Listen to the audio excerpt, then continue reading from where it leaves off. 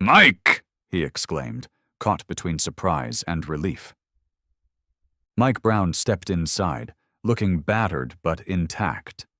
A fresh scratch ran along his cheek, and his clothes were streaked with mud, but he was standing. Beside him was Sarah, her face tight with concern but steady. "You okay?" John asked, getting to his feet. "I thought—" "Takes more than that to bring down a retired SEAL," Mike rasped, his voice rough with exhaustion. "How did they find you?" "Doctor?" "Anderson called Sarah after I got here," John explained. "What about Ben?" All three turned to look at the small black pup, now much more alert, watching them with those striking silver-blue eyes. "Oh my God," Sarah murmured, her gaze locking onto Ben's face. "His eyes—" "Yeah," John nodded. "Dr. Anderson says it's not natural. Ben isn't just any dog. He's genetically modified." Mike and Sarah exchanged a look. "We found something too," Mike said. "After I shook those guys in the SUV, I went back to where we found Lucy and the pups." "You went back?" John frowned. "Call it instinct," Mike shrugged. "And my instincts were right. I found this." He reached into his pocket and pulled out a small, partially corroded metal tag, handing it to John. The engraving was faint, but still legible. "Property of GP Labs, specimen X14. "X14?" John repeated, feeling a cold dread settle over him. "That's what was on Ben's chip." "Not just that," Sarah added, pulling out a folder of printed documents. "I did some digging on Golden Paw Labs. They were once a major genetic research facility, funded by the military and a few pharmaceutical corporations. Officially, they worked on lifespan extension and disease resistance in dogs." "And unofficially?" John asked, sensing something darker beneath the surface. "They were shut down last year after an FBI investigation into illegal genetic experiments," Sarah continued, flipping through the pages. "There were allegations that they weren't just enhancing traits, but splicing genes from other species into dogs, creating entirely new capabilities. Like eyes that change color, and an unnatural ability to regulate body temperature," John muttered, recalling Dr. Anderson's findings. "Exactly," Sarah nodded. "But here's the strange part. When the FBI raided their facility, they found nothing. No test subjects. Every single experimental animal was gone." "Until now," Mike said, looking down at Ben. "I think Lucy and her litter are the last surviving specimens from Golden Paws." John felt sick. "So the people in the black SUV—" "Could be Golden Paws security," Mike said grimly, "or someone else who wants what they created." The clinic door opened again, and Dr. Anderson stepped inside, accompanied by a middle-aged woman with fiery red hair and an air of quiet authority. "Mr. Miller," the doctor said, "this is Janet Reeves from Lighthouse Animal Rescue. She might be able to help us." Janet approached, her gaze lingering on Ben for a long moment. "I've known about Golden Paws for years," she said, her voice low and serious.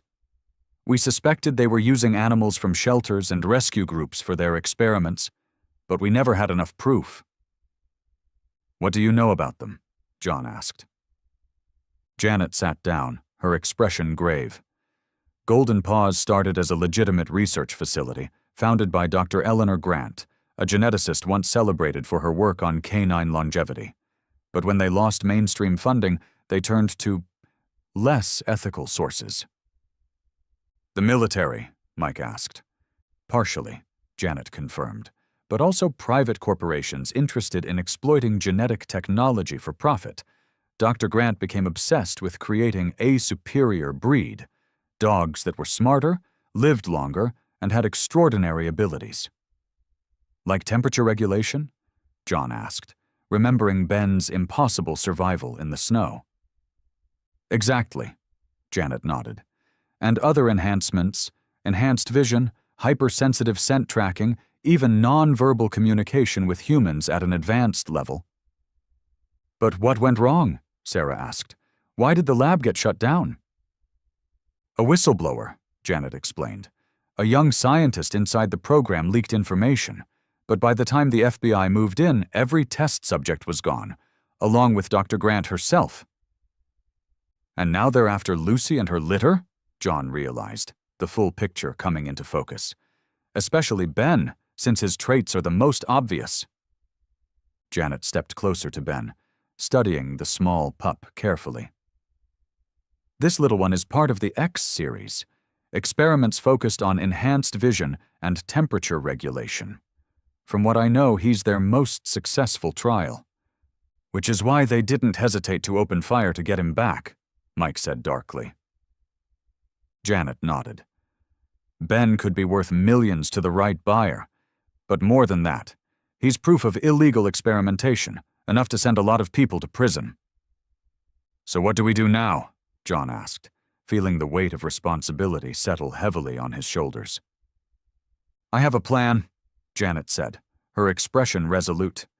Lighthouse has a network of safe foster homes, completely off the grid. We can move Lucy and the pups there, keep them hidden while we gather enough evidence to bring Golden Paws back into the light. And how do we know we can trust you?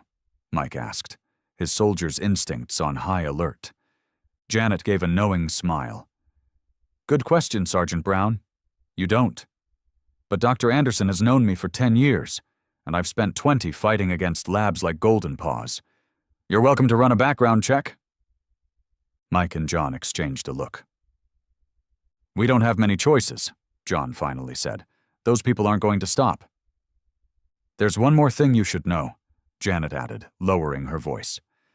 Lucy isn't just Ben's mother. She's also an experimental specimen, part of the L series, focused on enhanced intelligence and learning ability.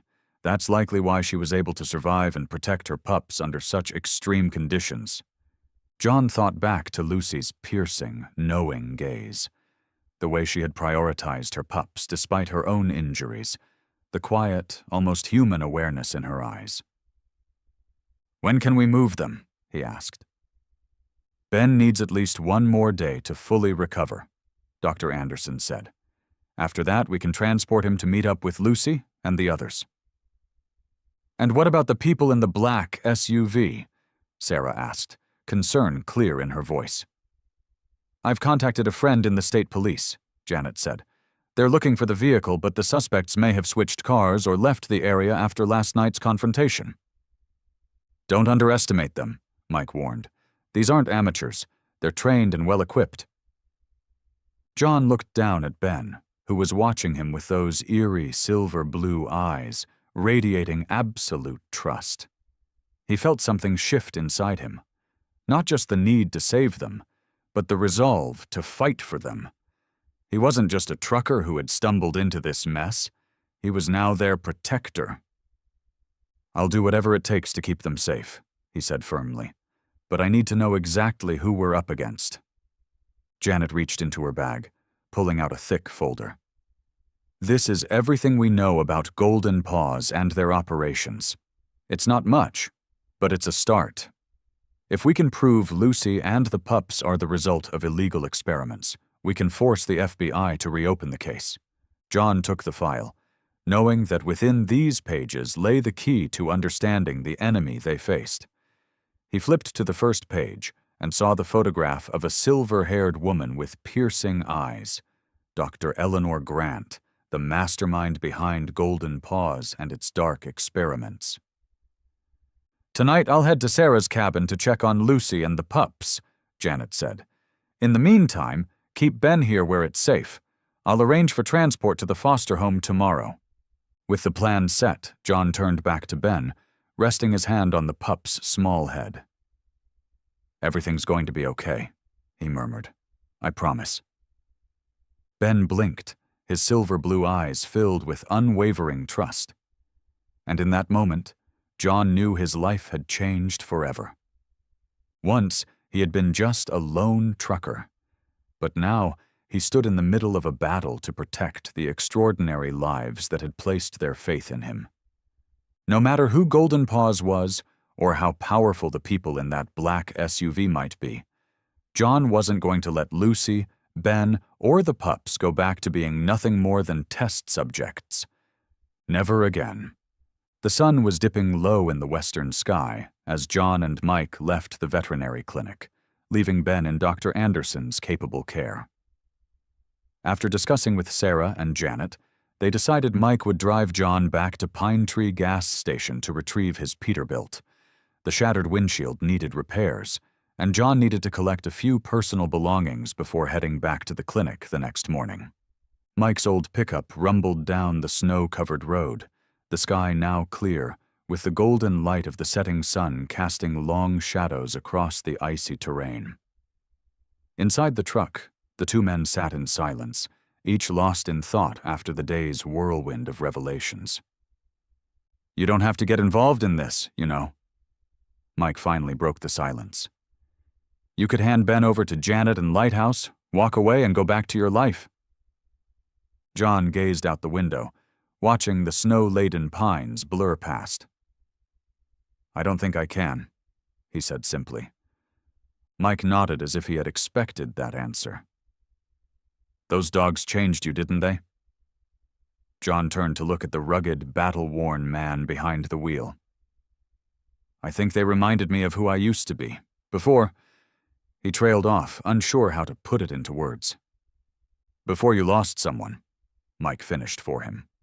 His voice was flat, free of emotion, but there was understanding behind it. John nodded. "My wife, Catherine. Cancer. 6 years ago." Mike didn't respond right away. He kept his eyes on the road, his hands steady on the wheel. "Afghanistan. My third tour," he finally said. "My whole team. No survivors, except me." They lapsed into silence again. But this time it was a silence of shared understanding. No words needed to be spoken. They both knew the weight of surviving when others didn't, the loneliness that came with it, the ghosts that never faded. "Up ahead," Mike suddenly said, his voice shifting. "There's a car on the road." John snapped back to the present, his gaze following Mike's line of sight. A sleek, black sedan was parked diagonally across the narrow road, blocking most of the path. It wasn't the SUV from the day before, but his gut told him this was no coincidence. "Be careful," John warned. Mike had already slowed the truck, his right hand instinctively drifting down toward his waist, where John knew he kept a gun. The pickup rolled to a stop about 20 yards from the black car. "Stay here," Mike said, reaching for the door handle. "No," John countered. "We go together." Mike studied him for a moment, then gave a curt nod. "Stay behind me, and if things go south, run into the woods. Don't look back." They stepped out into the crisp evening air, moving cautiously toward the black sedan. As they neared, the driver's side door opened, and a man stepped out. Not one of the men from the SUV. This man was older, with salt and pepper hair, a sharp, intelligent gaze behind thin metal-framed glasses, and a well-tailored leather coat that screamed money. He looked more like a university professor or a high-end doctor than someone who sent armed men after stray dogs. "Good evening, Sergeant Brown. Mr. Miller," the man greeted them, his voice smooth and warm, almost pleasantly conversational. "I apologize for the unexpected interruption." Mike halted, his stance wary, his hand still close to his weapon. "You know us?" It wasn't a question, but the man nodded. "I know many things, Sergeant Brown. It's my job." He turned to John. "Especially about what you found on the pass yesterday, Mr. Miller." A cold shiver ran down John's spine, but he kept his face neutral. "I don't know what you're talking about." The man smiled slightly, as if amused by the game. "I think you do, John. May I call you John? I also know about Ben. A good name. One with personal meaning to you, I understand." Mike took a step forward. "Who the hell are you?"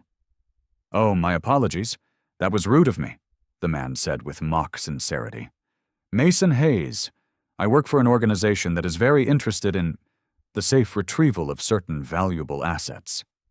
"Assets?" John repeated, his anger rising. "You mean the dogs?"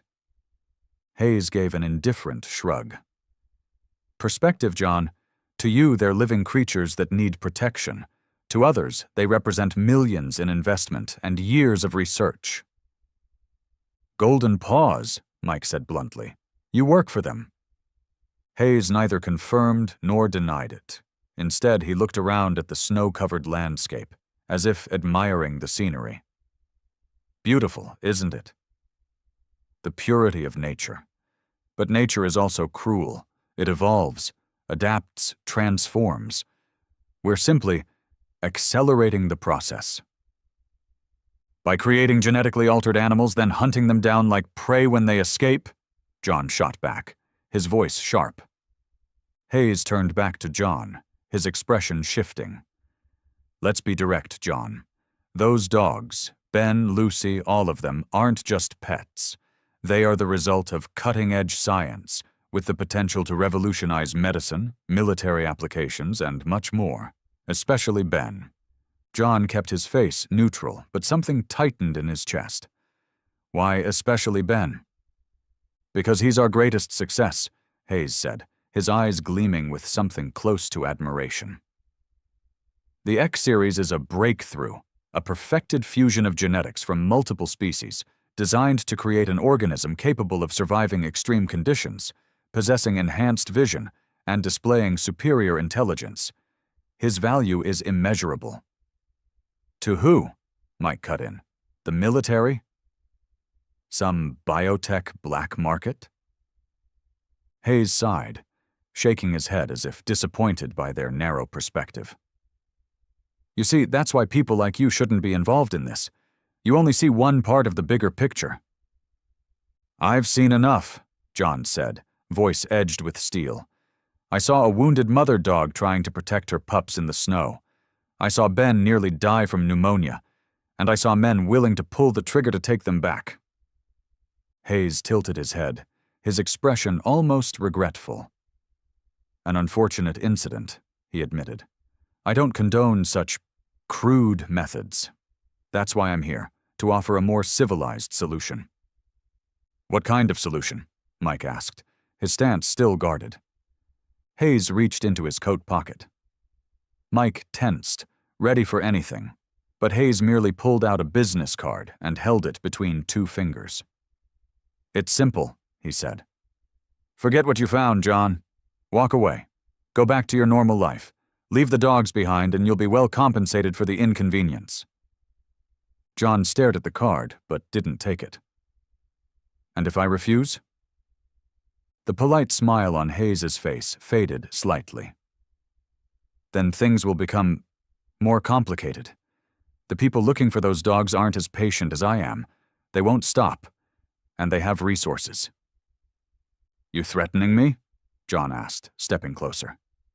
"No, John, I'm warning you," Hayes replied evenly, not backing away. "You're a good man.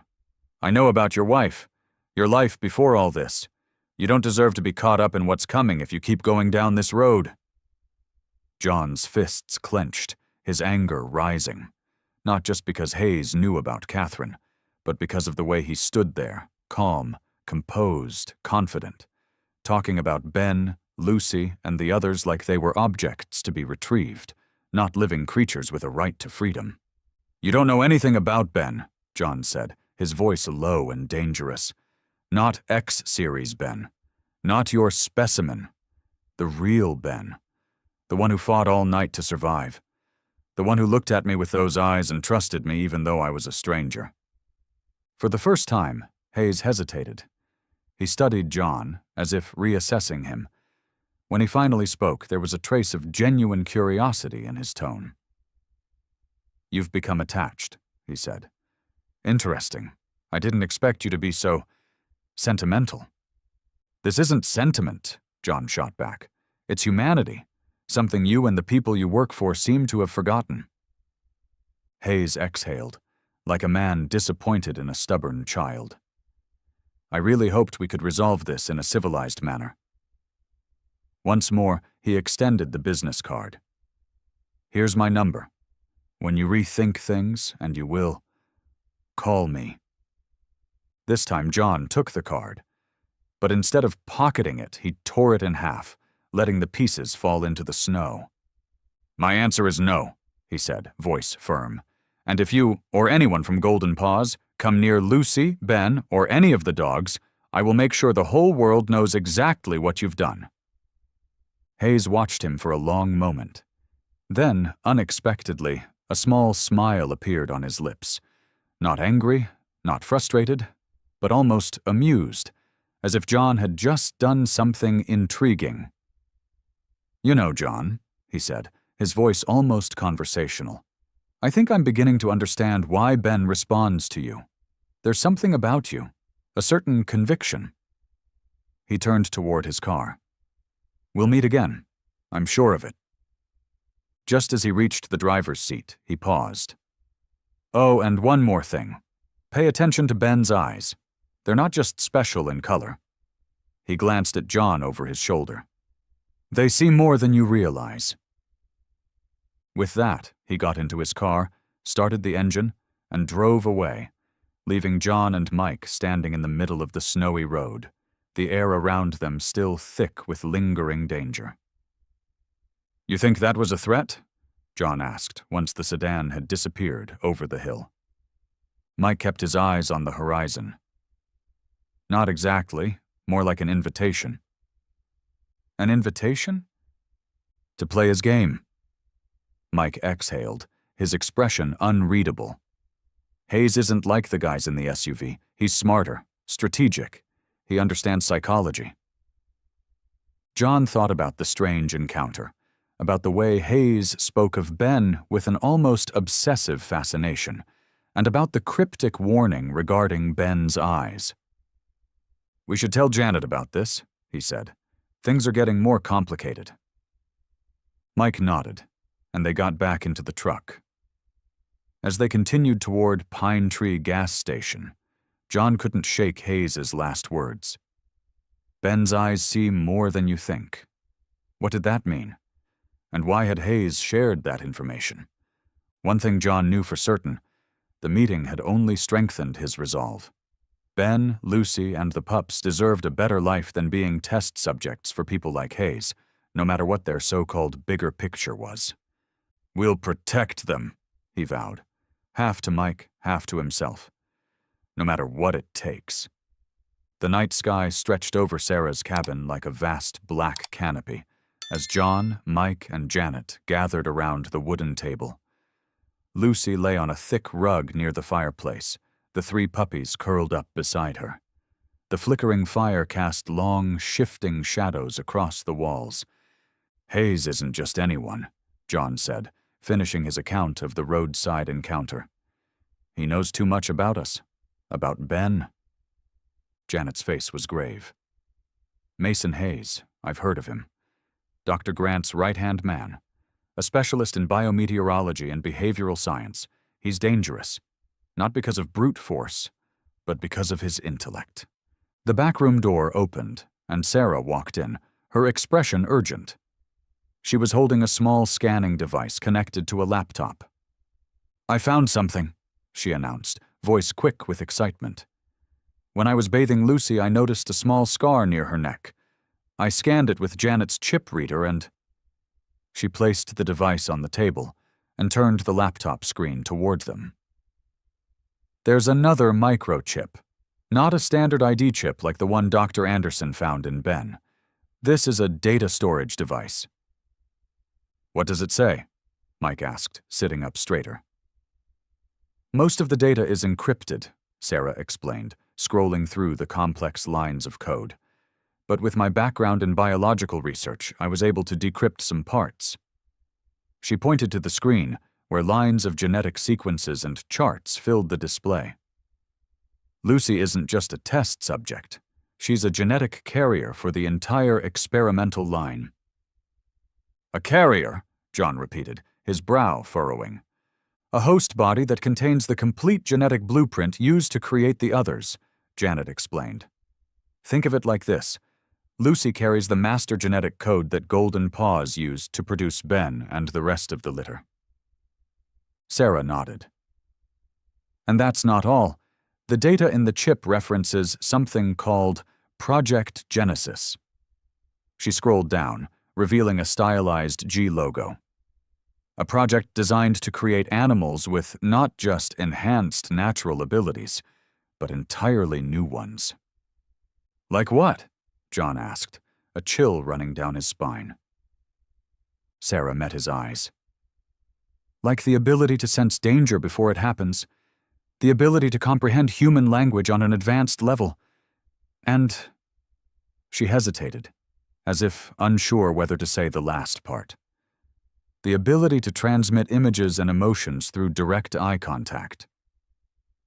That's what Hayes meant about Ben's eyes, John muttered, the realization hitting him like a punch to the gut. He told me to pay attention to them, that they see more than I think. Not just see, Sarah corrected, her voice lowering. Communicate. According to this data, Ben can share what he sees. Even memories, through direct eye contact. A heavy silence fell over the room, broken only by the crackling of the fire and the soft, rhythmic breathing of the dogs.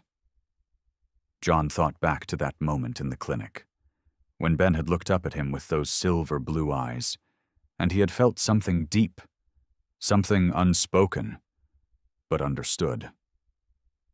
What about Lucy? Mike finally asked. Lucy was engineered for enhanced intelligence and learning capacity, Sarah explained. She can understand complex human language, interpret emotions, and make strategic decisions. That explains how she survived in the snow and protected her pups, John said, looking at Lucy with newfound admiration. This isn't just about money anymore, Janet said, her voice grim. Golden Paws has created a genetic breakthrough that could change everything, from the way we interact with animals to how we define intelligence and consciousness. And they won't give up easily, Mike added, his tone hard. Sarah continued scrolling through the data. There's one more thing. The files mention a backup facility in Tahoe. It looks like Golden Paws still has a secret lab in operation, even after the FBI raid. John stood up, moving to Lucy's side, kneeling to gently stroke her head. We need to find that lab. There could be other animals that need rescuing. Janet nodded. I have contacts in the FBI. With this information, we could get them to reopen the investigation. That'll take time, Mike countered, and we don't have much of that. After the Hayes encounter, I guarantee they'll ramp up their efforts to track us down. We need a plan, John said, looking from Lucy to Sarah, then to Janet and Mike. Not just to protect Lucy and the pups, but to find that backup facility and gather enough evidence to bring Golden Paws down. Lucy suddenly lifted her head, her intelligent brown eyes locking onto John's as if she understood every word he had just spoken. And in that moment, something shifted in John. This wasn't just about saving one litter of dogs anymore. This was about stopping an organization willing to cross ethical and legal boundaries for their ambitions. Tomorrow morning, I'll pick up Ben from the clinic, John decided. Then we find that lab. Suicide mission, Mike muttered, but there was something in his eyes, a flicker of purpose, the look of a soldier who had found a battle worth fighting. As the night stretched on, the four of them never once considered sleeping. They pored over the data from the microchip, studied maps, formulated a strategy, and prepared for what could be the biggest fight of their lives. Outside, the snow began falling again, soft but relentless. A single snowflake would melt and disappear, but together, they could blanket the world. That was the lesson John was learning. Sometimes to change everything, all you need is a small group of determined people willing to stand for what's right. Morning light glistened off the Sierra Nevada peaks as John returned to the veterinary clinic. The snow had stopped, the sky had cleared, and sunlight sparkled over the mountains like a promise of better things ahead. for the mountains like a promise of better things ahead. He had arrived early, too eager to see Ben again after just one night apart, already missing the small pup who had somehow become so important to him in such a short time. The glass doors slid open as he stepped into the warm, familiar waiting area. Behind the reception desk, Melissa, doctor. Anderson's nurse looked up with a welcoming smile. "Mr. Miller, you're early. Ben's still having his morning checkup, but I don't think you'll mind waiting a little." "Not at all," John replied, relieved to find he wasn't the only person in the waiting room. The thought of Mason Hayes and his cryptic warnings still left him on edge. He took a seat by the window, glancing at a young woman seated in the corner, completely absorbed in a small notebook. Her dark brown hair was neatly tied back, and sharp blue eyes framed by thin metal glasses scanned the pages intently as she jotted down notes. A professional camera rested beside her on the chair. Sensing his gaze, she looked up and offered a polite smile.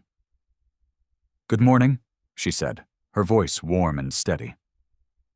"Waiting to see Dr. Anderson?" "Yes," John answered cautiously. "I'm here to pick up a friend." She nodded without prying further, but John didn't miss the curiosity in her eyes. There was something deliberate in the way she observed things, methodical, precise, not the way a casual pet owner would. Before the silence could stretch too long, the exam room door swung open, and Dr. Anderson stepped out with Ben cradled in his arms. The pup's silver blue eyes brightened the instant he spotted John, and a small, excited whimper escaped his throat. "Ben!" John was already on his feet, a rare, genuine smile breaking across his usually hardened face. Dr. Anderson set Ben down, and despite his recent recovery, the pup bolted across the floor, his tiny paws skidding against the smooth surface. John knelt, catching Ben as the pup launched himself into his arms. Wet kisses, a wildly wagging tail, and an unmistakable warmth flooded over John, a joy so pure it left a lump in his throat. For the first time in years, he felt something untouched by grief or regret. "He's remarkably strong," Dr. Anderson said with a smile. "I've never seen a recovery this fast, especially in a puppy that was battling severe pneumonia." John felt eyes on him from behind. When he turned, he saw the young woman from the waiting room standing now, staring at Ben with open astonishment. "Those eyes," she murmured, then quickly seemed to catch herself, regaining a more professional demeanor. "I'm sorry, I didn't mean to be rude. It's just, I've never seen a dog with eyes like that before." Dr. Anderson glanced between the woman and John, then gave a subtle nod to Melissa. "Melissa, could you bring out Ben's prescription? I think we should move this conversation to my office." Without waiting for a response, he gestured for John, still holding Ben, and the woman to follow him into his private office, closing the door behind them. "Emily," the doctor said, "I think you found what you were looking for." The woman, Emily, nodded, her gaze never leaving Ben. "This is one of the Golden Paws dogs, isn't it? X series." John instinctively tightened his hold on Ben, his protective instincts kicking in. "Who are you?" "John, this is Emily Winters, Doctor," Anderson introduced. "She's a journalist with the Sierra Guardian, but she's not here for an ordinary story." Emily extended a hand, her expression sincere. "I'm not a threat, Mr. Miller. If anything, I think we can help each other." John didn't take her hand. He was still wary. "How do you know about Golden Paws? And the X series?" Emily let her hand drop, unfazed by his distrust. "My sister, Abigail, used to work at Golden Paws as a lab technician. She was hired for Project Genesis, mainly to care for the test animals. But when she realized what was really going on, she started asking questions." Emily's expression darkened. 2 weeks later, she was terminated, officially due to personnel reductions.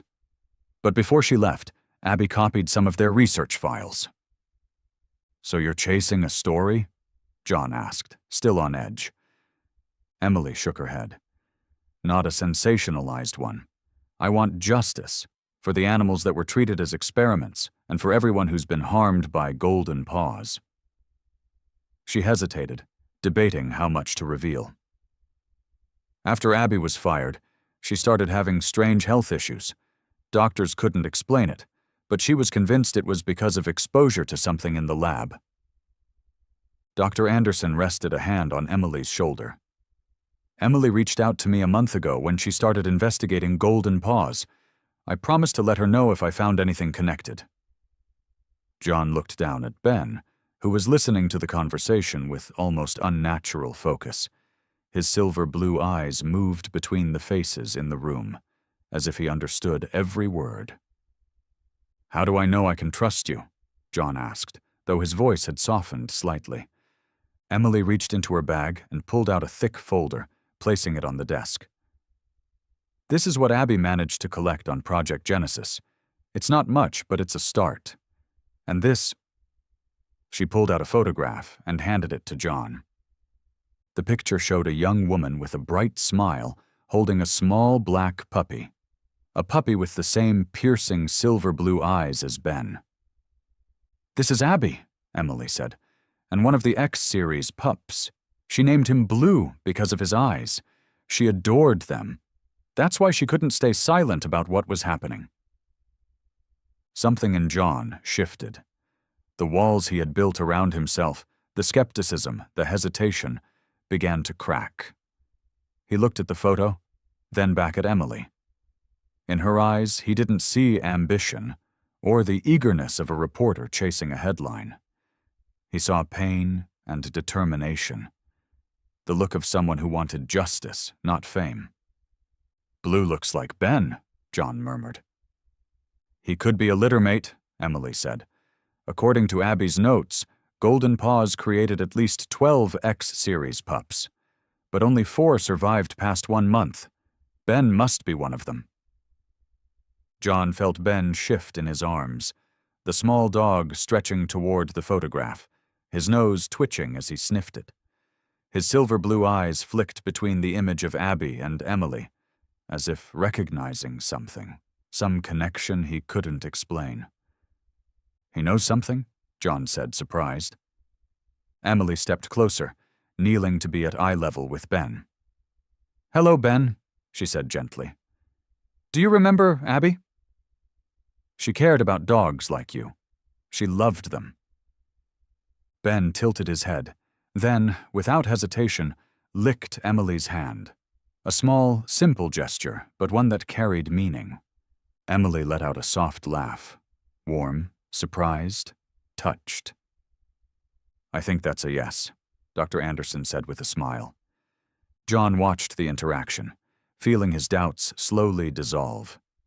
There was something genuine in the way Emily spoke to Ben, in the way she looked at him, not as a story worth breaking, but as a life worth protecting. "So, what are you proposing?" he asked, his voice softer now. Emily straightened, determination gleaming in her eyes. "I'm proposing that we work together. I have information, contacts, and a platform that can help protect Lucy and the pups. And you have the living proof." She gestured toward Ben. "Together we can do more than just keep them safe. We can expose Golden Paws and stop them from hurting any more innocent creatures." John looked down at Ben, the small pup gazing up at him with unwavering trust. Then he looked back at Emily, and in her eyes he saw not just resolve, but pain, the kind that belonged to someone who had lost something, or feared they would. It was the same look he saw in the mirror every morning after Catherine was gone. "All right," he decided. "We'll work together. But our priority is keeping Lucy and the pups safe." Emily nodded, relief and gratitude flickering across her face. "Of course, and I promise, this story will be told truthfully and with respect." As they stepped out of the clinic, With Ben safely nestled in John's arms, the winter sun shone brighter, melting patches of snow from the rooftops. John didn't know exactly where the road ahead would lead, but he had a feeling that in Emily Winters, he had found not just an ally, but someone who understood loss and the power of healing. Ben stirred slightly, tilting his head up to meet John's gaze with those calm, silver-blue eyes. And in that moment, John knew. He had made the right choice. Sometimes the most important allies come from the most unexpected places. John's apartment in Denver had changed. The white walls were still white, but the once empty space, cold and impersonal like a hotel room, now bore signs of life. A small dog bed sat next to John's own. Toys were scattered across the floor, and the sofa now belonged to Lucy, who had claimed it as her favorite spot. It had been 2 weeks since John brought Lucy and Ben home, while the remaining 3 pups, Max, Daisy, and Cooper, had been placed in safe foster homes through Janet's network. "You like this one?" John asked, shaking a rubber toy in front of Ben. The small black pup, now much healthier, eyed it with silver-blue curiosity before suddenly pouncing with incredible speed. John laughed, a sound that had become more familiar in his apartment, something that hadn't existed there in years. He glanced at the clock. Almost midnight. Tomorrow he had a meeting with Emily, Janet, and Mike to discuss new findings from Lucy's data. "It's bedtime," John murmured. Lucy, ever obedient, padded toward her large cushion and settled down. Ben immediately stopped playing, almost as if he understood, and walked to his own small bed without hesitation. John switched off the lights and slid under his covers, exhaling a weary sigh. "Good night, Ben," he whispered, closing his eyes. The hospital corridor stretched on, endless, sterile, blindingly white. John was running, but his legs felt heavy as lead. Somewhere ahead, an alarm was sounding, urgent and deafening. He knew Catherine was at the end of this hallway, but the distance kept growing, stretching impossibly far. When he finally reached the room, it was empty. The bed was made, the sheets undisturbed, like no one had ever been there. "Where is she?" John demanded, his voice breaking as he grabbed a passing nurse. "Catherine Miller, where is she?" The nurse gave him a sympathetic look. "I'm sorry, you're too late." Then he saw her, standing across the room in the far corner. She looked just like she had before the illness. Blonde hair flowing over her shoulders, wearing the white dress she had always loved. "I have to go now, John," she said softly. "No," John choked out, tears burning his eyes. I don't know how." "Don't live like a shadow." Catherine's voice was like a breeze, light and fading. "Find the light, John. Find your angels." Her form began to blur, to fade. "Don't go!" John screamed, reaching for her. "Catherine!" John shot upright, gasping for breath, his body drenched in cold sweat. The room was dark, illuminated only by faint moonlight filtering through the blinds. His heart pounded, the ghost of the dream still clinging to his skin. A small whimper broke the silence. Then a shift of movement. Before John could react, Ben leapt onto the bed, his small body landing lightly beside him. The pup's silver-blue eyes glowed faintly in the dark, watching him with undeniable concern. "Ben," John whispered, voice shaky. "It's okay, just a bad dream." But Ben didn't buy it. Instead, he carefully settled himself against John's chest, pressing his small head right over John's heart, as if listening to the erratic rhythm and trying to calm it. John froze, feeling an unfamiliar warmth spread through him. Not just physical warmth, but something deeper, something that seeped into the cracks of his grief. His heart rate began to steady, his breathing evening out. "How do you know?" John murmured, placing a hand on Ben's back, feeling the slow rise and fall of his small body. "How do you know I needed you?" Ben lifted his head, gazing into John's eyes, and in that moment John felt something impossible to explain, a connection so profound that it sent a shiver down his spine. It wasn't just that Ben was looking at him. It was that Ben saw him. The pain, the loneliness, the loss that had lingered in his bones for 6 long years. And in those silver-blue depths, John swore he heard words, not spoken, but felt. "I know. I understand.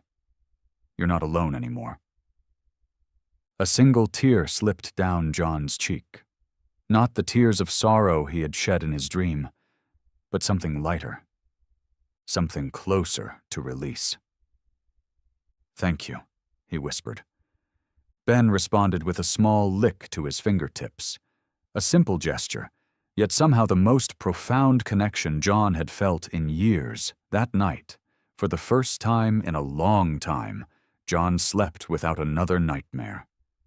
Ben curled against him, a tiny yet unyielding guardian against the darkness. "So, you're saying he actually felt your nightmare?" Emily asked, clearly astonished, as they sat in Dr. Anderson's office the next morning. John nodded, watching as Ben played near the desk. "I can't explain it, but when he looked into my eyes, I felt like he understood." Dr. Anderson folded his arms, thoughtful. According to the chip data from Lucy, the X-series was designed with enhanced emotional cognition. But I think what we're seeing with Ben, he exhaled, it goes beyond what Golden Paws ever intended. "What do you mean?" Emily asked. "They may have designed Ben to recognize human emotions, but true empathy, the ability to feel another's pain and want to ease it, that's not something you can program. That's something inherent to who Ben is, not the experiment." John looked at Ben, emotion swelling in his chest. "He's healing me," he murmured. "I've been living like a shadow since Catherine died. But now you're finding the light," Emily finished, offering a knowing smile. Ben trotted over, placing his small paws on John's knee, gazing up at him with quiet concern. John bent down and pulled the pup into a gentle embrace. "It's okay, buddy. It's really okay." "Golden Paws wanted to create biological weapons," Emily observed, "but instead they accidentally created healers." "Maybe that's the most meaningful outcome," John said, still holding Ben. "No matter what they intended, Lucy and Ben chose love. They chose healing. They surpassed their design." As they left the clinic, Ben bounced alongside John, his tail wagging with boundless energy. John couldn't help but think of Catherine's words in his dream. "Find the light, John. Find your angels." Maybe that was exactly what he had done that night in the snowstorm, when he stopped for Lucy and her pups.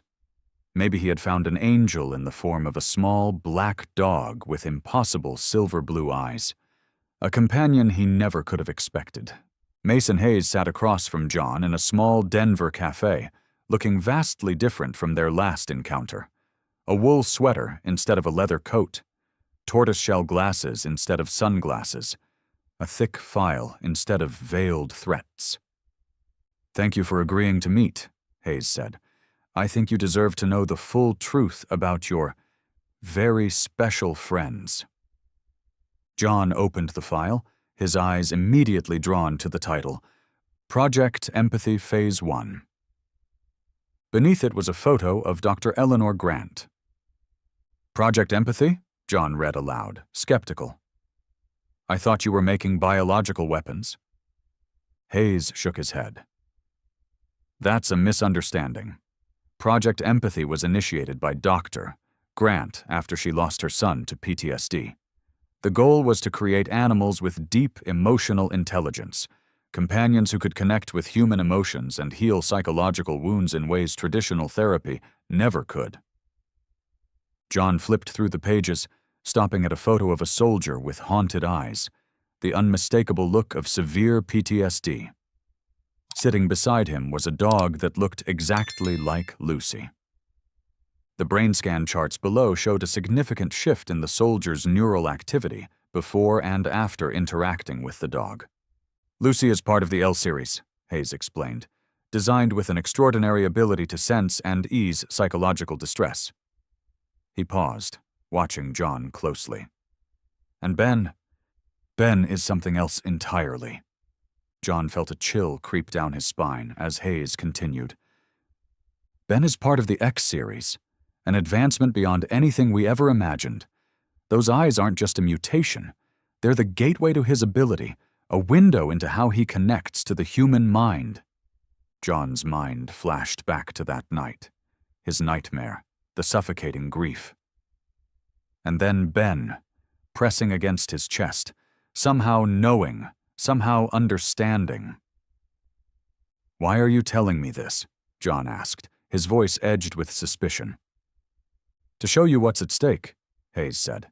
"With the right resources, Lucy and Ben could change thousands of lives. Veterans, trauma survivors, people who have lost loved ones." He hesitated, then added, "People like you. People like Dr. Grant." John clenched his jaw, refusing to be manipulated. Hayes continued, his tone careful. "I have a proposal. Join us in our research. You continue caring for them, while we conduct non-invasive studies. You'll be compensated, and more importantly, you'll be part of something that could change lives." John narrowed his eyes. "Too perfect, too convenient. And why the hell should I trust you?" Hayes slid a business card across the table. "Talk to Colonel David Reeves," he said. "Military Trauma Research Center. He can verify everything I've just told you." Hayes leaned back. "I'll give you a week to think it over." "Reeves. Colonel David Reeves," Emily repeated, frowning as they gathered in John's apartment. Emily, Mike, Janet, and Sarah. She tapped a pen against the table, deep in thought. "That name sounds way too familiar." "A military project on mental health isn't far-fetched," Mike said after reviewing the documents. "But if it's legitimate, why the secrecy? Why would they go after Lucy and the pups with guns?" Emily's eyes suddenly lit up with realization. "Abby mentioned a Colonel R. who visited Golden Paws. She said he was frustrated with the slow progress."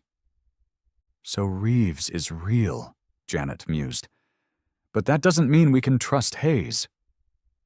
John looked down at Ben, then over at Lucy. "If this research really can help people going through what I went through after losing Catherine—" "The issue is ethics," Janet said gently. "Lucy and Ben aren't tools. They're living beings with emotions, with their own needs." Ben placed a small paw on John's leg, those silver-blue eyes watching him with a mix of curiosity and trust. John felt the weight of responsibility pressing against him, not just for Ben and Lucy, but for those they might help. "I need time," he said, "and I need to know more about Golden Paws, not from Hayes, but from independent sources." Everyone divided up the tasks, digging into military research records, tracking down former employees, following any lead that might bring the truth to light. And for the first time in years, John felt grateful. Grateful for the unlikely group of people who had come together, not because they had to, but because they cared. That night, John sat by the window, watching the darkened streets of Denver. Lucy rested at his feet, her breathing steady and calm. Ben was curled up on his lap. "Catherine," he whispered, his voice barely audible. "What would you do? How do you know what's right?" Looking down at Ben and Lucy, a thought surfaced. Sometimes, the right choice isn't the most obvious. It isn't the one that makes the most sense on paper or the one that fits into neat categories of right and wrong. Sometimes, the right choice is the one that protects those who can't protect themselves. The ones who have placed their trust in you. John was determined to find out the truth behind Hayes's words. And whatever that truth was, he would make sure his final decision respected one thing above all else: Ben and Lucy's right to live freely, to be loved, and to be valued. Not because of what they were created to be, but because of who they were. "There's someone you should meet," Janet said to John as they sorted through information on Golden Paws. Dr. Elizabeth Chen, former senior researcher at Golden Paws. She's part of a network called The Rescuers, scientists who once worked in animal research but now dedicate themselves to rescuing animals from unethical laboratories. "How do we know we can trust her?" John asked, wary. "Because Elizabeth was the one who leaked the intel to the FBI about their illegal activities." When John's team arrived at Elizabeth's apartment on the outskirts of Denver, they were greeted by a middle-aged Asian woman with sharp eyes behind thin metal-framed glasses. "Lucy and X-14, she murmured as soon as she saw the two dogs, her eyes turning red with emotion. "I never thought I'd see you again." Lucy, who was usually cautious around strangers, stepped forward, sniffed Elizabeth's hand, then gently licked it, a gesture that caught John off guard. "She remembers me," Elizabeth said, visibly moved. "I worked with Lucy when she was still young." "So what Hayes said about Project Empathy, it's real?" John asked. "Yes and no," Elizabeth replied. Project Empathy started with noble intentions, studying animals' natural ability to sense human emotions. Eleanor, Dr. Grant, lost her son to suicide after years of struggling with PTSD. She believed dogs could reach parts of the human mind that traditional therapy could not. "What changed?" Emily asked. "Money," Elizabeth said simply. "The military wanted faster results. We shifted from observing natural abilities to enhancing and manipulating them, not always humanely." Elizabeth retrieved a special microchip scanner and ran it along Lucy's neck. "Here," she pointed at the screen. "Lucy was engineered with a built-in switch, a compound called C7. It can suppress her cognitive and empathetic abilities if she exhibits too much independence." "Wait," Emily said suddenly. "Abby mentioned C7 in her journal when they transferred L9, Lucy, to a new facility." "I bet Hayes conveniently left that part out," Elizabeth said. "If you agree to his proposal, they'll use this compound to control Lucy and continue studying Ben, perfecting their biological prototypes." Their conversation was cut short by the sudden clatter of breaking glass in the kitchen. Mike went to check, but didn't return. A sense of unease crept over John. When he stepped into the kitchen, he saw Mike standing rigid by the window, fingers gripping the edge of the counter, his entire body trembling, breath coming in rapid, shallow gasps, the unmistakable signs of a PTSD episode. "Mike, you're in Denver," John said, keeping his voice steady. "You're in Dr. Chen's apartment. You're safe." But Mike wasn't hearing him. His unfocused eyes were locked onto something only he could see, lost in a memory. Afghanistan, the war, the ghosts of the past. Then, something unexpected happened. Lucy, ignoring her usual wariness, approached Mike with quiet determination. She pressed gently against his leg, then rose onto her hind legs, resting her front paws and head against his chest, right over his heart. A gesture John had never seen her do before. Slowly, Mike's face softened. His breathing slowed. The rigid tension in his body began to fade. His hand lifted, hesitant at first, then rested on Lucy's golden fur, stroking slowly. "I'm sorry," he whispered. Sometimes it still comes back." "There's nothing to apologize for," John said, stunned. "Lucy knew exactly what you needed." "She slowed my heart rate," Mike murmured, still petting her. "And I could breathe again." He swallowed hard, glancing at the others. "My panic attacks last for hours, but this time—" "Lucy's ability to sense and soothe psychological distress," Elizabeth said from the doorway. "It's not because of genetic modification. It's who she is. What we did at Golden Paws only enhanced an ability that was already naturally there, but the way she chooses to use it, that care, that compassion, that's something no one could ever program. Mike sank into a chair, Lucy still beside him. I've tried everything. Meds, therapy, support groups. Nothing has ever pulled me out of a panic attack this fast, but she did. John looked at the scene before him. Mike regaining control with Lucy's help. Ben sitting calmly at his feet, those silver blue eyes reflecting understanding beyond words. And in that moment, John knew his answer for Hayes. Not because he didn't believe in Lucy and Ben's ability to heal, but because he did. He had seen how they healed him.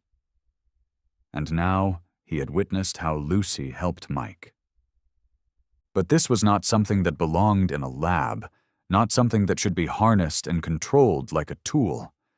Lucy and Ben deserved to live freely, to share their gifts in their own way, on their own terms. That was something Golden Paws would never allow. I'm not giving them to Hayes, John said, his voice firm, unwavering, no matter what that means. The night was deep when the group left Elizabeth Chen's apartment, each lost in their own thoughts about what they had just witnessed. Mike remained silent, occasionally glancing down at Lucy with a look of deep gratitude. John drove everyone back, stopping at Pine Tree gas station, where Sarah was waiting. I think I should stay here tonight, Mike said as he stepped out of the car. To keep an eye on things. Hayes won't be happy when he gets my answer. As they said their goodbyes, and planned to meet again the next day, Sarah pulled John aside. I have something to show you. Can you come to my cabin for a bit? The fireplace cast a warm glow inside the small cabin as Sarah pulled an old file from a cabinet and placed it on the wooden table. I've never shared this with anyone, she said, her voice quieting. But after what happened to Mike tonight, I think you need to know. John sat down, Lucy and Ben close by, their eyes tracking every movement. Sarah opened the file, revealing stacks of research documents and photographs of animal experiments. I wasn't always a gas station attendant, she began. I used to be a research scientist at Nexus Pharmaceuticals, a company that worked closely with Golden Paws. We developed pharmaceutical compounds based on their genetic research. John scanned the documents, flipping through photos of modern labs and scientists in crisp white coats. Among them, a younger Sarah, her hair longer, her smile brighter. I used to believe I was working toward a better future, Sarah continued, her voice tinged with sadness. Until I was assigned to develop Compound 7, the very thing Elizabeth mentioned. At first, we were told it was a neuromodulator for stressed animals, but then I saw how they used it. Sarah turned to another page, a lab report detailing an experiment on a dog that looked just like Lucy. They weren't using it to help animals. They were using it to control them, suppressing those who displayed too much independence or resisted orders. What they called antisocial tendencies was just natural animal instinct, the desire to be free, to not be forced. I couldn't do it anymore. What did you do? John asked, his respect for her growing. I refused to continue the research. I raised ethical concerns. Sarah let out a dry, bitter laugh. They fired me within 24 hours. Airtight NDAs, legal threats. Worse, they made sure I would never work in the scientific field again. So you came here, John murmured, hiding out at Pine Tree gas station. Sarah nodded. Mike helped me. He gave me this job, this cabin. Never asked too many questions. I think he understood what it's like to need a fresh start. John looked at Sarah with new eyes, not as the helpful gas station worker, but as a woman who had sacrificed her career, her security, her reputation, for the right thing. Suddenly Ben stood up, stepping away from John. He approached Sarah and gently placed his paw on her knee, his silver blue eyes meeting hers with deep, quiet understanding. Sarah's eyes filled with tears as she stroked Ben's head. "You understand, don't you?" she whispered. "What it's like to lose something." John realized then Ben didn't just empathize with him. He felt the pain of everyone who had sacrificed for the right thing. Just like Lucy had sensed Mike's distress, Ben recognized Sarah's loss, a woman who had given up everything to protect animals like him. "We've all lost something," John said softly, "but maybe we found something too." As John drove back to his apartment, Lucy and Ben beside him, he felt something different. For the first time in years, he didn't feel like a stranger in his own home. He felt like he belonged, not just to a place, but to this strange, unexpected family. That night, as Lucy slept on her familiar cushion, Ben remained awake, watching as John stood by his closet, staring at an old shoebox on the highest shelf, a box he hadn't touched since the day of Catherine's funeral. "It's time, isn't it?" John murmured, not sure if he was speaking to Ben or himself. A soft whine from Ben felt like an answer. John reached up, taking the box into his hands, feeling its familiar weight, not just physical, but the weight of memories, of grief left untouched for too long. He sat down on the bed. Ben jumped up beside him. Taking a deep breath, John opened the lid. Inside was a tangled collection of a life once lived. A wedding photo, a few pieces of jewelry, a handkerchief embroidered with Catherine's name, and a stack of handwritten notes. John carefully pulled out the wedding photo. He and Catherine smiling radiantly together, young and full of hope for the future, unaware of how brief that future would be. "She was beautiful, wasn't she?" John said to Ben, feeling the familiar ache. But strangely, it no longer crushed him the way it once did. Ben studied the photo intently, then looked back at John, as if to say, "Keep going. You can do this." John sifted through the stack of notes. Most of them were Catherine's ideas for her research on music therapy. She had worked with emotionally troubled children, using music to help them open up and heal. Her final project, cut short by cancer, had been a study on the combined impact of music and animal-assisted therapy on traumatized children. "Therapy animals," John read aloud, his voice rough with emotion. She was researching this, exactly what Lucy and Ben can do. On the final page of her research, hastily written as if it were one of her last thoughts before she became too weak, a single line was underlined. "The unique connection between humans and animals may be the key to unlocking doors that traditional therapy cannot." A shiver ran down John's spine. Catherine had been studying the very thing Golden Paws was trying to create, but from an entirely different approach. No genetic modifications, no forced control, just understanding and respecting a bond that already existed. "This can't be a coincidence," John murmured, staring at Ben in astonishment. "Me finding you two, a dog who can sense emotions and another who can ease psychological wounds, at the exact moment I needed you the most. This can't just be chance." Ben tilted his head, seeming to ponder this, then gently pressed his nose against the wedding photo, right where Catherine's face was smiling. "You think she led me to you?" John asked, feeling a small smile form on his lips. Not one of sadness, but of realization, of a circle finally closing. Catherine's voice echoed in his mind. "Sometimes, angels appear where you least expect them." Slowly John gathered the keepsakes, but this time he didn't place them back on the highest shelf of his closet. Instead, he set the wedding photo on his bedside table, where he could see it every day. "Thank you, Catherine," he whispered. "And thank you," he added, turning to Lucy and Ben. That night, John slept deeply, dreamlessly, Ben curled up beside him, and when dawn arrived he woke with a new resolve, not just to protect Lucy and Ben from Golden Paws, but to find a way for their extraordinary gift to help others, just as Catherine had envisioned, with the dignity, respect, and love that every living being deserves. The journey of healing had truly begun.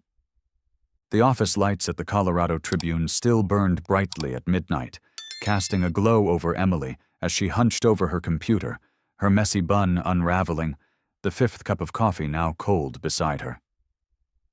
John sat across from her, papers and documents spread across the table. This was their third sleepless night, chasing down every lead on Golden Paws. "Look at this," Emily pointed at the screen. An article from 2011 about Eleanor Grant. Back then, she was a respected professor of veterinary psychology at Cornell, highly regarded for her research on the bond between humans and animals. John raised an eyebrow, surprised at the contrast between the renowned scholar in the article and the secretive organization now hunting Lucy and Ben. "What changed?" "James Grant," Emily replied, flipping to another page. "Her son, Afghanistan veteran, died by suicide in 2014 after battling severe PTSD. That's when Golden Paws began." John absorbed the information in silence. Losing a son. He had never experienced it, but he could imagine that pain was far worse than losing a wife. So she created Golden Paws to help people like her son. "That's right," Emily nodded, pulling out another file. "Abby's notes, my inside source, show that Golden Paws initially started as a legitimate, ethical research project, studying dogs' natural ability to detect hormonal changes and human mental states. Grant believed that special dogs could reach the deepest parts of the human psyche, places even the best therapy couldn't touch." John thought of Lucy calming Mike's panic attack, of Ben sensing his own buried grief. She wasn't wrong.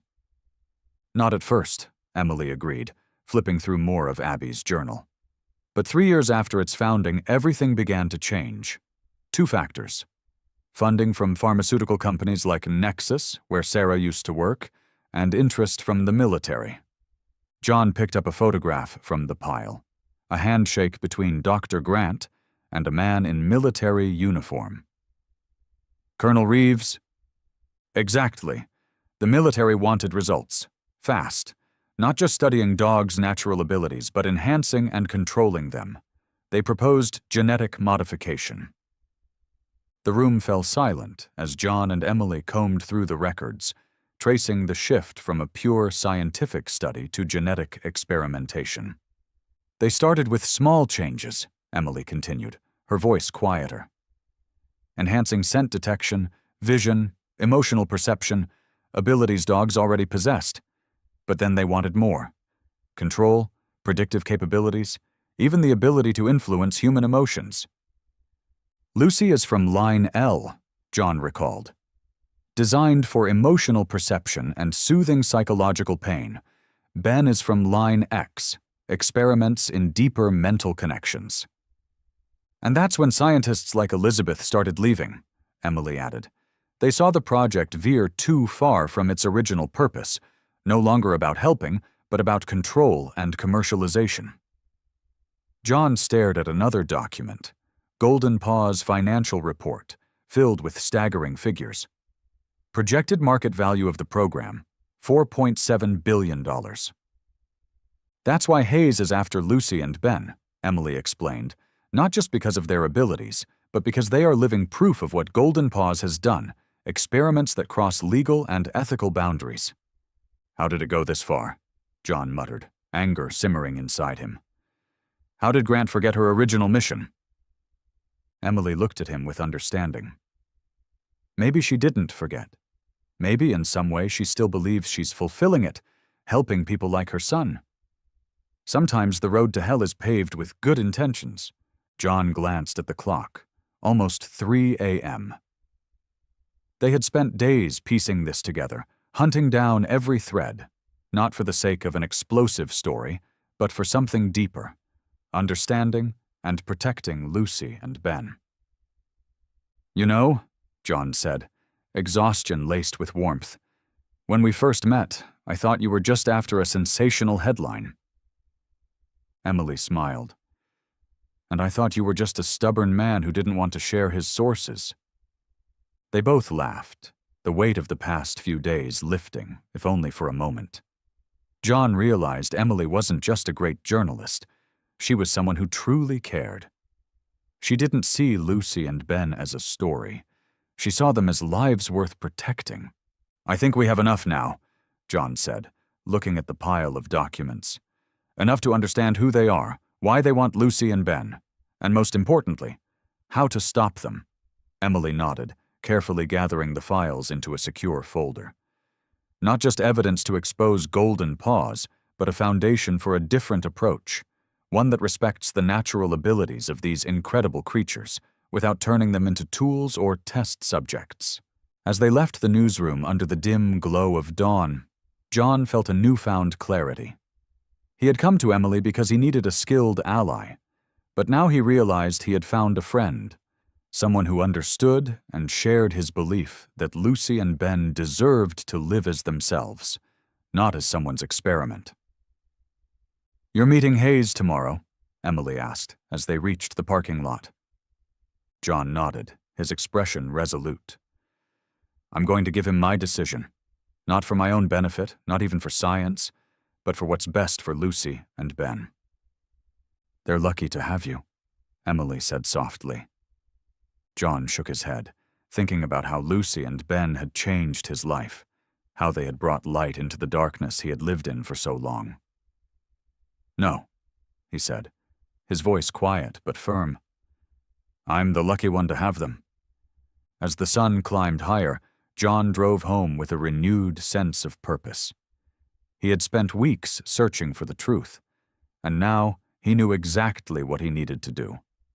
The cafe was quiet in the early morning, filled only with the scent of freshly baked pastries and steaming coffee. John sat by the window, his cup untouched, his mind too occupied to drink. He had spent the entire night awake, turning over everything he had learned about Golden Paws, Lucy and Ben, and the path ahead. A soft chime rang as the door opened. Mason Hayes entered, still dressed in a sweater and tortoiseshell glasses, exuding the air of a university professor rather than a man from a shadowy organization. "John," Hayes greeted him warmly as he sat down. "I hope you've had enough time to consider our offer." John nodded, not rushing. "I've given it a lot of thought, and I have some questions before I give you my decision." "Of course," Hayes smiled. "That's only natural." "Compound 7, John started. "The inhibitor designed to control Lucy when she shows too much independence. Why didn't you mention it?" Hayes' smile didn't waver, but his eyes tightened slightly. "I see you've spoken with Elizabeth Chen. And Sarah Turner, former researcher at Nexus Pharmaceuticals. I know about Project Empathy, about how it started and what it has become." Hayes sighed, setting his cup down. "John, every groundbreaking study has its complexities. Compound 7 is merely a safeguard, like a bridle for a prized horse." "Lucy is not a horse," John said, his tone calm but firm. "She is a sentient being with extraordinary abilities, so extraordinary that you're afraid of her and want to control her." "Not fear, John, caution. Research subjects like Lucy are invaluable." "A projected value of $4.7 billion, according to your financial reports." Hayes arched an eyebrow, clearly impressed. "I see you and your journalist friend have been thorough." "We wanted the truth," John replied. "Not to publish a story. To protect Lucy and Ben." A long silence stretched between them. Hayes studied John carefully, recalculating. Finally, he leaned forward, lowering his voice. "Let's be honest, John. You've seen what Lucy and Ben can do. You've felt it. The connections they create. They surpass any existing therapy. Imagine what we could accomplish with comprehensive research. Thousands of veterans with PTSD, children with autism, people suffering from grief, people like you." "I'm not denying the value of the research," John interrupted. "I'm not denying what Lucy and Ben could bring to the world, but I don't agree with your methods." John reached into his bag and pulled out a bound document, placing it on the table. "This is my proposal instead of yours." Hayes glanced at the document, genuine surprise flickering across his face as he picked it up and flipped through the pages. Catherine's Harmony Center? A research and therapy facility? John nodded. Combining music therapy and animal-assisted healing based on my wife's work before she passed. A place where Lucy, Ben, and other animals can interact with people who need help, but on their own terms. No coercion, no chemical control, no invasive experiments. Hayes shook his head, a small, pitying smile on his lips. A beautiful idea, but not practical. Without strict controls, how do you measure effectiveness? How do you isolate variables? How do you develop scalable protocols? That's the problem, isn't it? John said. You want to turn something natural, something miraculous, into a procedure, a product. But it's not meant to be that. It's about connection, about the bond between two living beings. Not something you can quantify into a dataset or bottle into a pill. Hayes sighed, exasperation creeping into his tone. You're dealing in sentiment, John, while we're talking about serious science. I'm talking about ethics, John responded, his voice remaining calm. The difference between working alongside these extraordinary beings and turning them into tools. The core of my proposal is this. I want Golden Paws to share its research data, not the genetic modification process, but the understanding of how to interact with and enhance the natural abilities of animals. In return, we will share the results of our program, creating a model that helps others without requiring additional unethical experiments. Hayes studied John intently, unable to hide his surprise. You're serious about this? Completely serious. Lucy and Ben have given me a priceless gift. They've helped me find meaning again after losing Catherine. I want to share that gift with others, but not by sacrificing their freedom and dignity. Hayes silently reviewed the proposal for a long moment. I'm afraid Dr. Grant won't agree to this. She has her own vision for the project. Her vision changed after she lost her son, John said gently. I understand that. But sometimes, in our grief, we go too far without realizing it. So your answer is no? Hayes asked, his voice hardening. My answer is this. I won't hand Lucy and Ben over to Golden Paws, not because I don't believe in what you're trying to achieve, but because I believe they deserve better. Hayes held John's gaze for a long moment, calculations flickering behind his sharp eyes. Finally, he closed the proposal folder and slid it back across the table. I fear this isn't the end of the story, John. I fear the same, John replied, unwavering. So let me warn you, if there is any attempt to take Lucy and Ben by force, full documentation of Golden Paws activities, including the records Elizabeth Chen and Sarah Turner have kept, will be sent to the FBI and the press. Emily Reyes has a fully written article ready to publish within an hour of anything happening to us. Hayes didn't look surprised. A smart move, but you should understand that Golden Paws has deep connections in the government, the military, and the scientific community. One article may cause ripples, but it won't make us disappear. I don't want you to disappear, John said. I just want you to remember why you started this in the first place, to help people in pain, not to create a product for profit. Hayes stood, his expression unreadable. Dr. Grant will be very disappointed to hear this, but I will pass along your proposal. Perhaps, in time, we can find common ground. John rose as well. I hope so, for all our sakes. As Hayes walked away, John remained by the window, watching him disappear into the morning light. He didn't know if this was truly the right decision, if he had just turned down a chance to help thousands of people. But when he thought about Lucy and Ben, not as research subjects, not as tools, but as friends, as free spirits who had chosen to be with him, he knew he couldn't have done it any other way. On the drive home, John called Emily. I met with Hayes. He rejected our proposal. Do you think they'll try to take Lucy and Ben by force? Emily asked, concern clear in her voice. I warned him about the article and the evidence. I think that will hold them off. For now. So what do we do now? John looked at the road ahead, an idea forming. We build Catherine's Harmony. Not just talk about it, actually do it.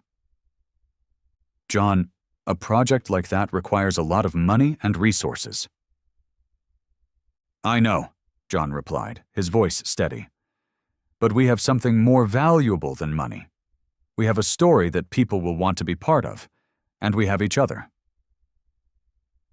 When John arrived home, Lucy and Ben were waiting at the door, sensing that something important had just happened. He knelt down, pulling them both into an embrace, feeling the warmth and trust radiating from them.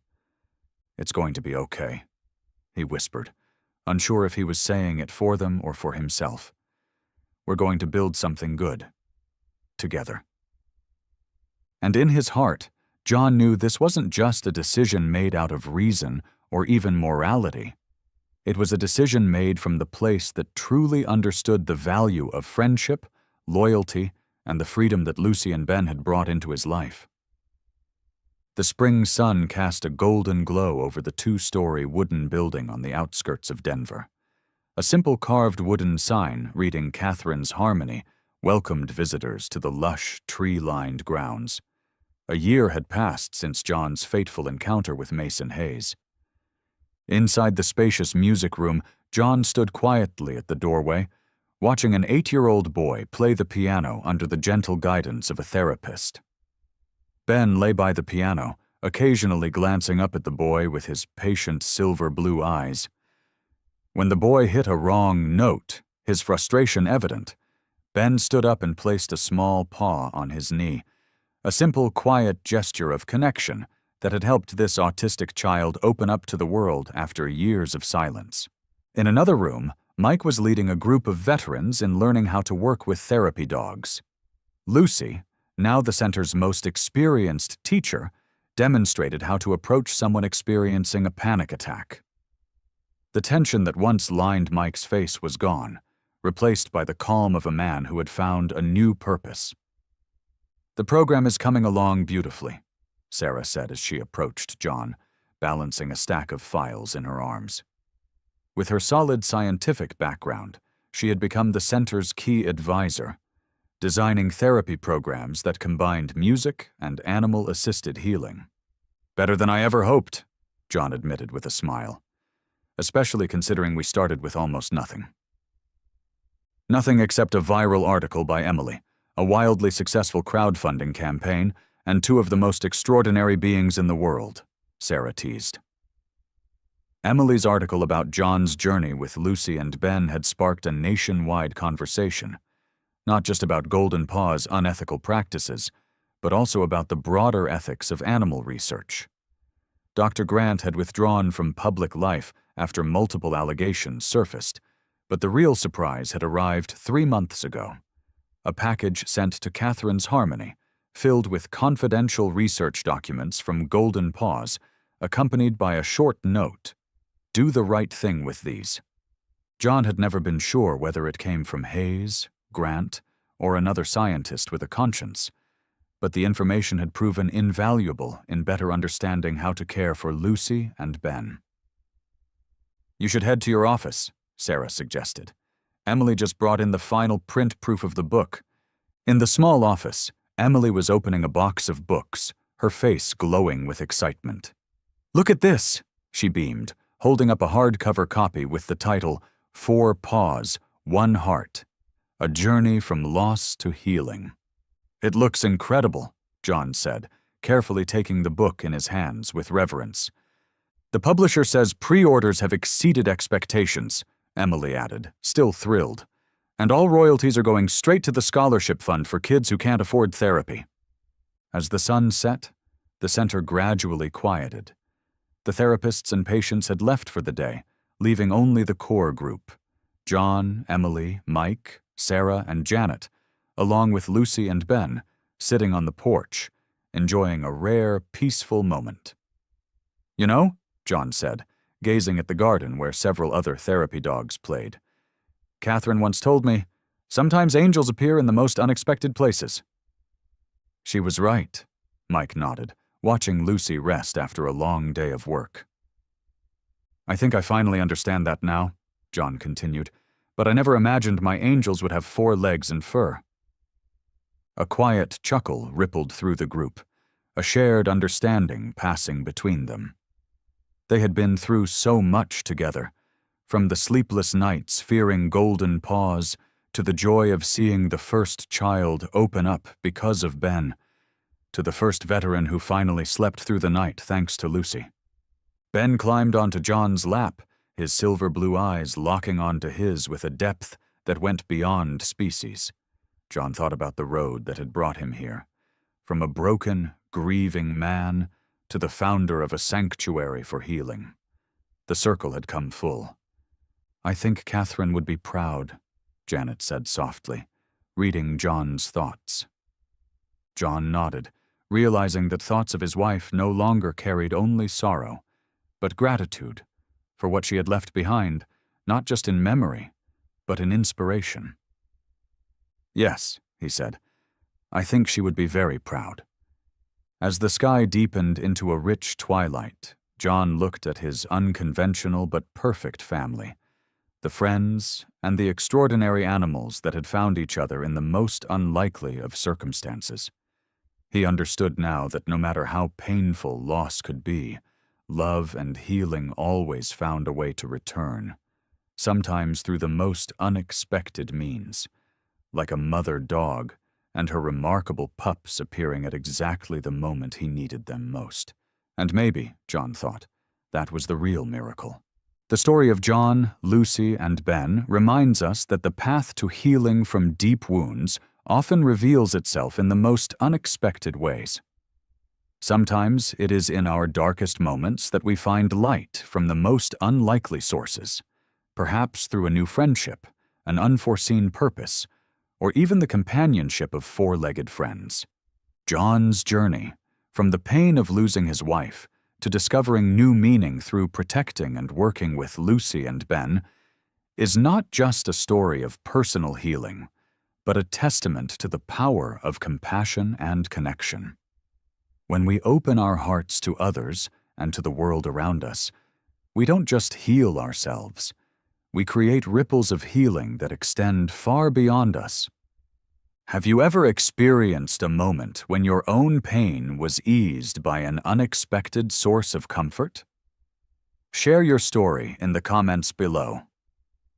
If this story has touched your heart, leave a like, share it with someone who might need it, and subscribe to the channel so you won't miss more inspiring stories like this one.